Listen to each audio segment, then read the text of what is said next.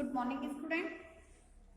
आज हम कक्षा 10 के पार्ट 3 कवि सेनापति द्वारा लिखित ऋतु वर्णन के लघुत्रात्मक प्रश्नों और निबंधात्मक प्रश्नों को समझेंगे।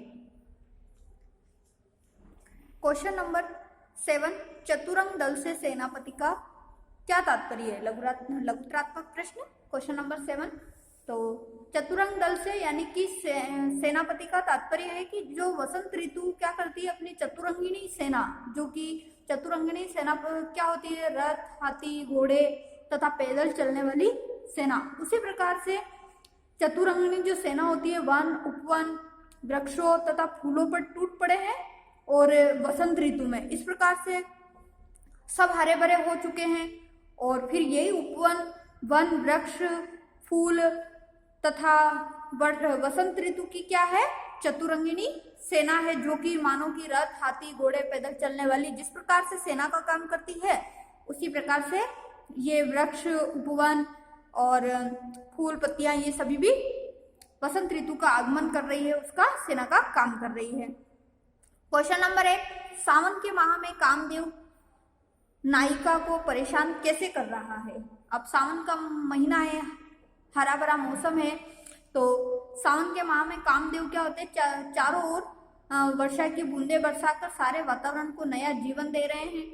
चारों ओर हरियाली और मादकता का क्या होता है, वातावरण छा जाता है। और यही मादकता और वर्षा की जो ठंडी फुहारें होती है वो क्या करती है, नायिका को उसके प्रियतम की विरह, यानी कि जो नायिका होती है तो उसका नायक क्या होता है, वहां नहीं होता है और परदेश होता है, तो उसकी विरह की याद में जलते हुए वो क्या हो जाती है, परेशान होती है। और सावन के माह में क्या होता है, फिर कोयल भी कुहू कू करती है, भंवरे भी अपना नृत्य करते हैं, बिजली भी चमकती है, तो इससे विरहिणी नायिका की जो काम भावना होती है वो उद्दीप्त हो जाती है और उसे परेशान करती है, जिससे उसे अपने नायक की याद आती है।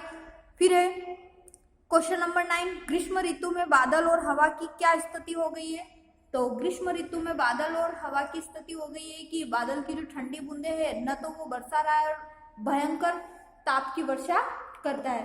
ग्रीष्म में क्या होता है, अत्यधिक प्रभाव के कारण, गर्मी के प्रभाव के कारण हवा की जो स्थिति होती है वो भी दयनीय हो जाती है, बिल्कुल कम हो जाती है, जिससे कि शीतलता, परंतु हवा क्या करती है, सबको शीतलता प्रदान करती है। और इसी प्रकार से ग्रीष्म ऋतु में शीतल स्थान ग्रहण करने के लिए वो क्या कर देती है, विवश कर दिया गया है। तो ये हवा और बादल की स्थिति हो जाती है। अब निबंधात्मक प्रश्न देखिए, क्वेश्चन नंबर 10, 11, 12 जो कि आपको स्वयं करना है। क्वेश्चन नंबर 13 जो है, निम्नलिखित पंक्तियों की सप्रसंग व्याख्या कीजिए। तो क्वेश्चन नंबर 13 में सप्रसंग व्याख्या है, तो व्याख्या आपने चारों पदों की जो कि मैंने समझाई है उसके आधार पर आपने कर ली है, इसीलिए आपको क्वेश्चन नंबर 13 नहीं करना है, 10, 11, 12 करना है। तो आज का जो आपका होमवर्क है लघुत्रात्मक और निबंधात्मक यानी कि 7 to 12 तक आपको होमवर्क में नोट करना है, यही आपका होमवर्क है।